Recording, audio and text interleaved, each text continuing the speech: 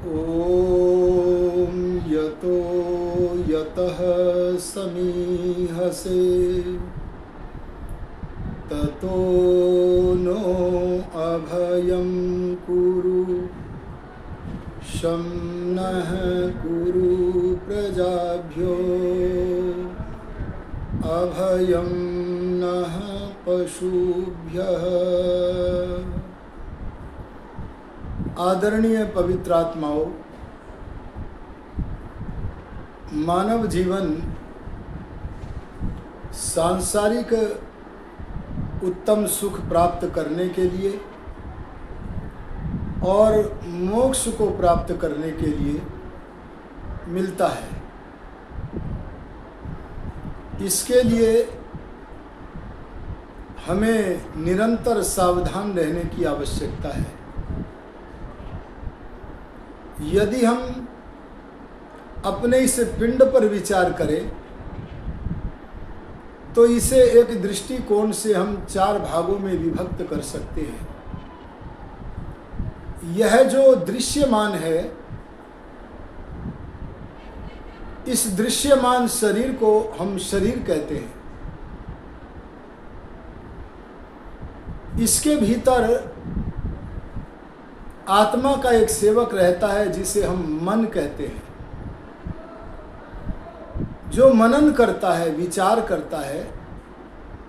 आत्मा का वह साधन मन है। मन एव मनुष्याणाम कारणम बंध मोक्षयोः। मनुष्य को जन्म और मरण के बंधन में बांधने वाला मन ही है,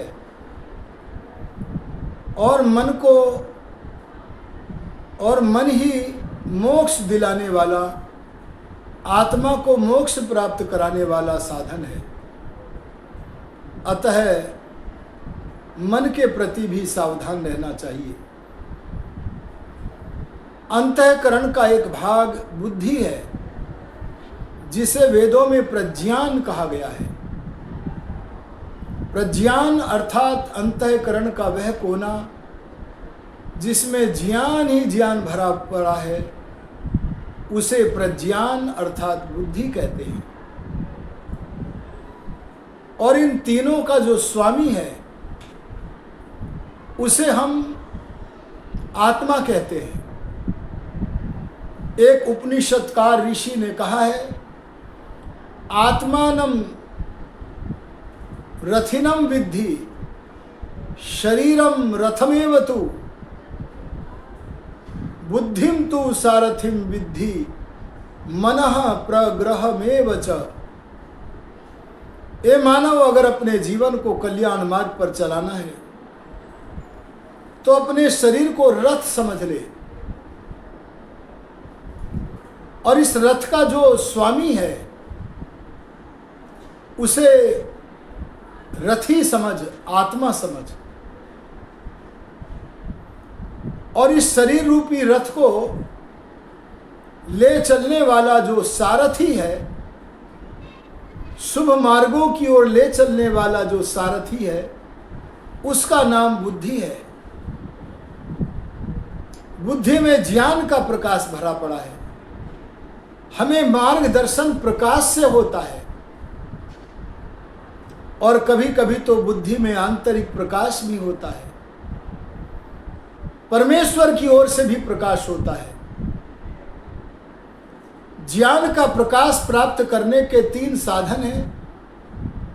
स्वाध्याय करना अर्थात मोक्ष शास्त्रों को पढ़ना, दूसरा है विचार करना, और तीसरा है ईश्वर का अनुग्रह प्राप्त करना। इन 3 साधनों से हमारे अंतःकरण का कोना, जिसे हम बुद्धि कहते हैं, वह ज्ञान विज्ञान से आलोकित हो जाता है। इसीलिए उसे सारथी कहा है।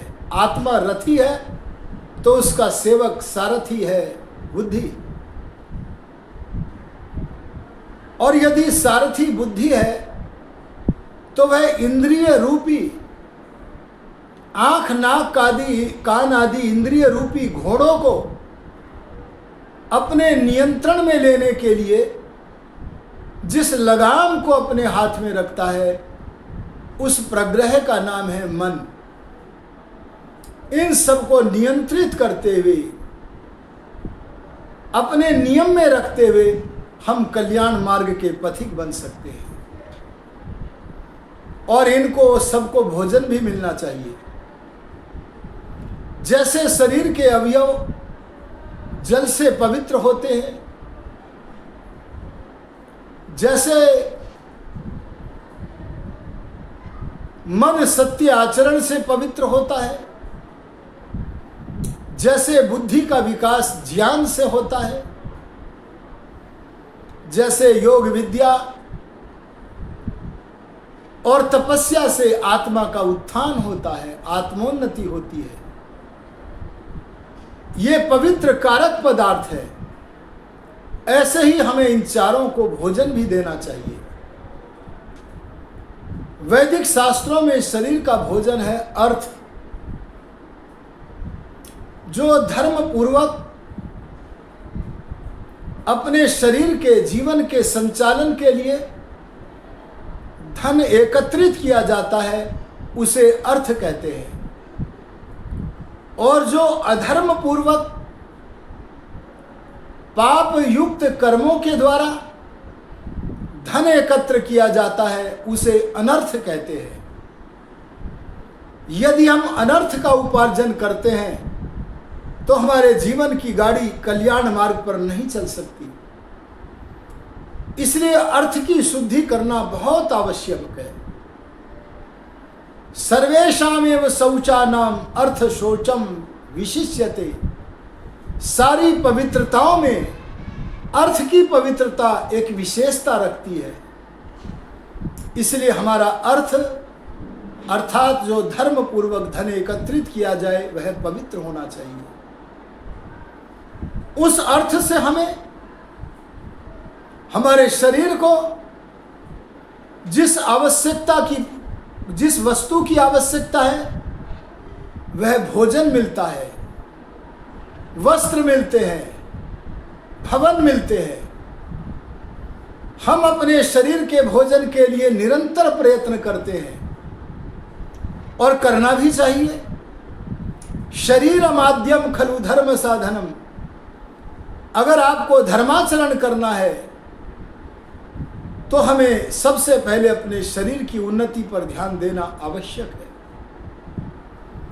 शरीर मलों की गठरी है, ऐसा बोलना अवैदिक वाक्य है। शरीर तो हमारे लिए दैवी नाव है। इसीलिए नवयुग प्रवर्तक महर्षि दयानंद ने जब आर्य समाज के नियमों में संसार के उपकार करने की प्रेरणा प्रदान की है, तब सबसे पहली उन्नति शारीरिक उन्नति करने को कहा है। इसलिए शारीरिक उन्नति हम जहां युक्त आहार, युक्त भ्रमण आदि व्यायाम, जहां तक संभव हो अपने कार्य स्वयं करना, समय पर सोना, समय पर उठना, ब्रह्मचर्य पालन आदि करना, इनसे होती है तो हमें करनी चाहिए। मैंने आपको वैदिक साहित्य के आधार पर बताया, शरीर का भोजन है अर्थ। अर्थ के बिना शरीर तृप्त नहीं हो सकता है। इसीलिए एक लोकोक्ति है, बिना भोजन भजन नहीं होता। तो हमें भवन भी चाहिए, वस्त्र भी चाहिए, भोजन भी चाहिए। लेकिन जो व्यक्ति केवल एकांगी अर्थात शारीरिक भोजन का ही सेवन करता है, वह व्यक्ति अपने जीवन को सफल नहीं कर सकता। हमारे जीवन की सफलता के लिए बुद्धि को भी भोजन चाहिए। बुद्धि का भोजन है धर्माचरण। माने किसी विषय का विचार करने के बाद उस विचार करने के अनंतर धर्म के स्वरूप का निर्णय करना, धर्म के लक्षणों का ज्ञान करना और जो धारण करने योग्य है उस धारणीय तत्व को धारण करना। जिस तत्व के बिना मनुष्य मनुष्य नहीं रहता, उसे बुद्धि से निश्चय करके धारण करना, अपने भीतर मनुष्यता को उत्पन्न करना, यह बुद्धि का भोजन है। अर्थात बुद्धि का भोजन है धर्माचरण। अगर हम धर्माचरण नहीं करते तो बुद्धि के भीतर विद्यमान ज्ञान का लाभ क्या है? इसलिए यदि बुद्धि को प्रसन्न करना है, बुद्धि को संतुष्ट करना है, तो हमें आत्मा के सेवक बुद्धि को संतुष्ट करने के लिए, अंततः आत्मा को संतुष्ट करने के लिए धर्माचरण करना चाहिए। हमारे इस पिंड में एक पदार्थ है मन। जैसे बादल है, बादल में 4 तत्व हैं, धूम ज्योति सलिल मरुताम सन्निपातः क्वमेघः। धुआं, ज्योति, सलिल माने जल और वायु, इनका संघात जैसे मेघ होता है, ऐसे ही हमारे पिंड भी एक दृष्टिकोण से शरीर, मन, बुद्धि और आत्मा का संघात है। आत्मा इस सारे संघात का स्वामी है, वह इस रथ का रथी है। इसमें आत्मा को जो सेवक मन मिला हुआ है, अगर हम उसे भोजन देना चाहते हैं, मन कुंठित न हो जाए ऐसा चाहते हैं, तो हमें मनन करना चाहिए, विचार करना चाहिए, संकल्प को धारण करना चाहिए। जैसे महाराजा जनक बड़े बड़े यज्ञों के आयोजन का संकल्प करके अपने मन को प्रसन्न करते थे।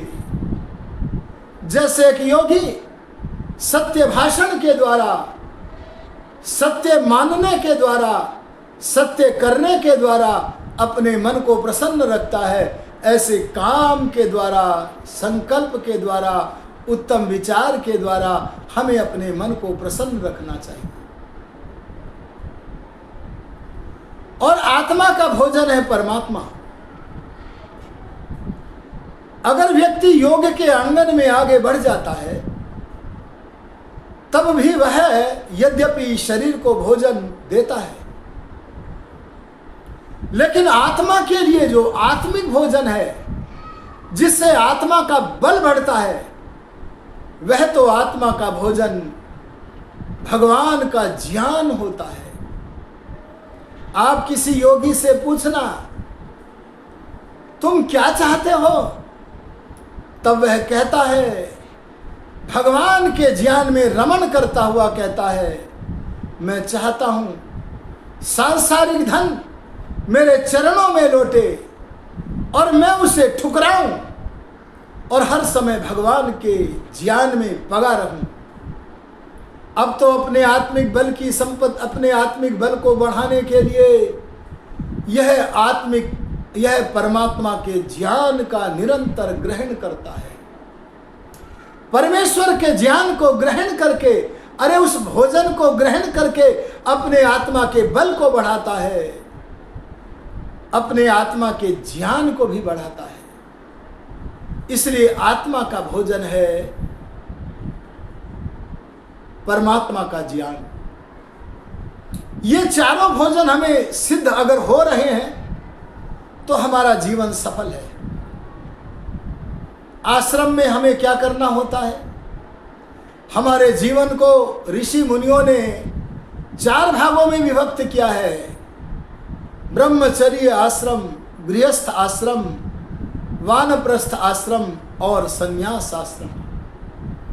चारों आश्रमों में हमें धर्म, अर्थ, काम और मोक्ष को सिद्ध करने के लिए निरंतर पुरुषार्थ करना होता है।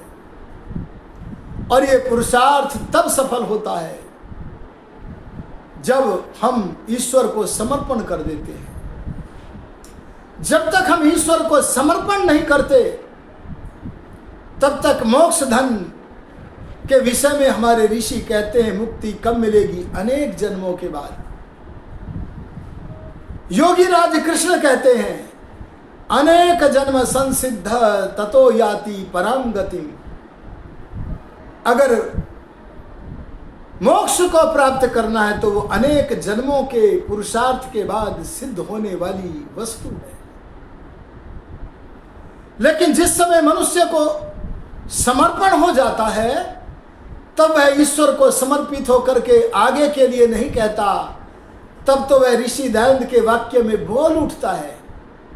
पर यह बोलने का अधिकार तभी है जब हमने ईश्वर को अपना समर्पण कर दिया है, ईश्वर प्रणिधान कर दिया है, तब वह बोलता है, हे ईश्वर दया के खजाने, आपकी कृपा से जप और उपासना आदि कर्मों से धर्म, अर्थ, काम और मोक्ष रूप जीवन के, मनुष्य जीवन के चारों फल मुझे विलंब से नहीं सद्यः सिद्धिर भवेन्नः, हमें तुरंत मिलने चाहिए।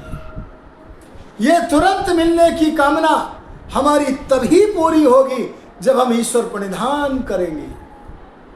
देखिए, मैं एक निवेदन करना चाहता हूं, अगर कोई मनुष्य ईश्वर प्रणिधान नहीं कर सका है, उसके भोजन आदि की व्यवस्था भगवान करता है, लेकिन जिसने भगवान को समर्पण कर दिया है उसके भोजन आदि की व्यवस्था भी व्यवस्थापक भगवान करता है और कर्मानुसार करता है। लेकिन दोनों में अंतर है, दोनों की व्यवस्था भगवान कर रहा है, पर दोनों में एक अंतर है, और वह अंतर यह है कि जिसने भगवान को समर्पण कर दिया है उसे अपनी सारी सांसारिक चिंताएं समाप्त हो जाती है। अस्ते प्रतिष्ठायाम सर्वरत्न उपस्थानम, जैसे चोरी के भाव के त्याग करने पर सारे रत्न उपस्थित हो जाते हैं, वैसे ही जिसने परमात्मा का समर्पण कर दिया है उसे किसी भी प्रकार की अपने जीवन की चिंता नहीं रहती। लेकिन जब तक समर्पण नहीं किया है, समझ लो तब तक चिंतित रहना पड़ेगा। मैं एक साधु की घटना आपको सुनाता हूं। आर्य समाज के महाधन दार्शनिक पंडित स्वामी दर्शनानंद जी महाराज गुरुकुल महाविद्यालय ज्वालापुर चलाते थे, उसकी के संस्थापक थे वे। एक बार गुरुकुल के भंडारी ने आकर के कहा, स्वामी जी महाराज, आज भंडार में भोजन बनाने के लिए सामग्री नहीं है, भोजन का समय हो गया है, क्या किया जाए? तब स्वामी बोले, ईश्वर को समर्पित थे जो ऐसे महान आत्मा स्वामी दर्शनानंद बोले, आज मैं अपनी परीक्षा करके देखूं, स्वयं अपनी परीक्षा करूं कि मैंने भगवान को समर्पण किया है कि नहीं। अगर आज मेरे बच्चों को, मेरे शिष्यों को भोजन मिला तो मैं समझ जाऊंगा कि परमात्मा को मैंने समर्पण कर लिया है, और अगर मैंने समर्पण नहीं किया तो मुझे उनके लिए चिंतित रहना पड़ेगा। और भंडारी को आदेश दिया, भोजन का समय होते ही घंटी बजाओ। भंडारी असमंजस में पड़ गया, ब्रह्मचारियों के लिए भोजन नहीं है और स्वामी जी कह रहे घंटी बजाओ। ब्रह्मचारी लोग जब भोजन के पात्र लेकर आएंगे और उन्हें भोजन उपलब्ध न होगा तो कितनी निराशा और दुख होगी, यह विचार करके वह चिंतित है। पर एक महान आत्मा का आदेश था, उसका पालन हुआ। घंटी बजी, ब्रह्मचारी हाथों में भोजन के पात्र लेकर प्रसन्नता से भोजनालय में चले गए। यह सारी घटना मेरे को गुरुकुल महाविद्यालय ज्वालापुर में पढ़ाने वाले एक योगी महात्मा स्वामी नारायण मुनि चतुर्वेद ने, जिसके वे प्रत्यक्षदर्शी थे, उन्हें मुझे सुनाया, जो कि मैं आपके समक्ष उपस्थित कर रहा हूं। ब्रह्मचारी जब पंक्तिबद्ध होकर भोजन की प्रतीक्षा में बैठ गए, तब स्वामी दर्शनानंद जी महाराज ब्रह्मचारियों की पंक्ति के मध्य में भ्रमण कर रहे हैं। भंडारी जी देखते, देखो अब स्वामी जी की क्या स्थिति होने वाली है। ऐसा वह भंडारी विचार ही कर रहे हैं, तभी मैं इसे अकस्मात नहीं कहूँगा। कारणाभावात् कार्याभावः, कारण के बिना कोई कार्य नहीं होता। लेकिन उस समय तो एक सेठ अपनी कार से उतरे और कार से उतरकर प्रीति पूर्वक, श्रद्धा पूर्वक स्वामी दर्शनानंद जी महाराज के चरण स्पर्श करके विनीत भावेन निवेदन किया, स्वामी जी मैं आपको सूचना देना भूल गया। तब दूरभाष से वार्ता नहीं होती थी, दूरभाष नहीं थे। किसी व्यक्ति को भेज करके सूचित भी नहीं कर सके थे वे सेठ जी कि आज गुरुकुल के ब्रह्मचारियों को मैं भोजन कराना चाहता हूं, और भोजन बनवाकर स्वामी जी के सामने प्रस्तुत किया। कहा स्वामी जी मैं आपको पूर्व सूचित न कर पाया, इसका मुझे खेद है, लेकिन मैं अनुमति चाहता हूं और मुझे प्रसन्नता है कि मैं सही समय आ गया हूं। कृपा करके मेरे स्वादिष्ट भोजन को ब्रह्मचारियों के लिए स्वीकार करो। स्वामी जी को और क्या चाहिए था? अपने शिष्यों के लिए भोजन की आवश्यकता थी।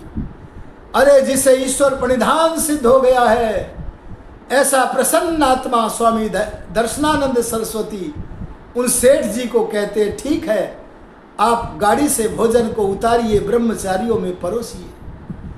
ब्रह्मचारियों ने स्वादु भोजन किया। भंडारी जी आदि अनेक लोग देखते रह गए और स्वामी दर्शनानंद जी भी अपनी परीक्षा कर गए कि मैंने भगवान को समर्पण किया है, इसलिए निश्चिंत रहते हुए भी मेरे ब्रह्मचारियों को, मेरे शिष्यों को भोजन मिल गया।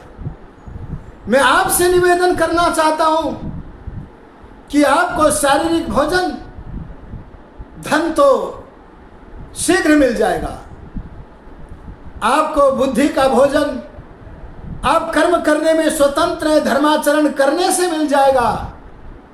अरे आप उत्तम संकल्प कर सकते हैं, संकल्प देवी की पूजा करने से आपको मन का भोजन भी मिल जाएगा। लेकिन आत्मा का भोजन, अरे जो परमात्मा का ज्ञान है, और परमात्मा की सबसे बड़ी संपत्ति ज्ञान के साथ आनंद है, वह आनंद तो ईश्वर प्रणिधान के बिना मिलना संभव ही नहीं है। इसलिए आओ, अगर हम आनंद धन को प्राप्त करना चाहते हैं, अपने जीवन के सर्वोत्तम फल मोक्ष धन को प्राप्त करना चाहते हैं, तो हम प्रभु की स्तुति, प्रार्थना, उपासना करते हुए अपने जीवन को अग्रगति दें। इसके लिए ईश्वर प्रणिधान करें, तब समय अधिक न लगेगा और हम धर्म, अर्थ, काम और मोक्ष के द्वारा अपने जीवन को सफल कर सकेंगे। इन्हीं शब्दों के साथ अपनी वाणी को विरमित करता हूँ। ओम शम। यदि आपको आपके इस सुखमग्न वैदिक संस्थान YouTube चैनल के विचार अच्छे लगते हैं, सनातन धर्म की ओर, सत्य की ओर ले जाने वाले लगते हैं, तो आप इसे सब्सक्राइब करें और बेल आइकन की घंटी इसलिए दबा दें जिससे कि हमारे प्रवचन उपस्थित होते ही आपको दृष्टिगोचर होने लगे। इसी के साथ अपनी वाणी को विरमित करता हूँ। ओम शम।